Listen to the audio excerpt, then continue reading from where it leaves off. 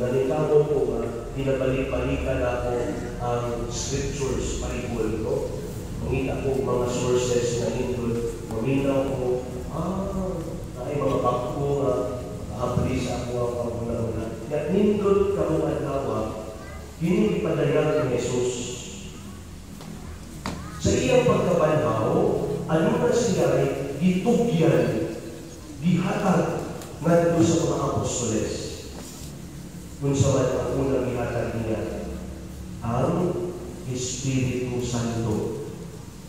Gihuy pa niya sila, nawala ang Espiritu Santo. Maunang makalimutan na sa atong panahon karon, kini ang panahon sa Espiritu Santo.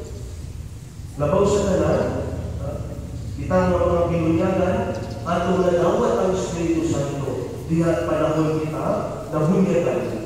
Atong nadawat ang kapuno sa Espiritu sa Ginoo. Panahon kita, nakumpirmahan. Maunang ulit hindi nato ni balik-wala. Kay dili man ni gasa sa parit na gihatag o gasa sa obispo na gihatag sa tao. No. This is a grace from God. Gikan sa Ginoo na gihatag sa tao ang iyang Espiritu Santo. Amen.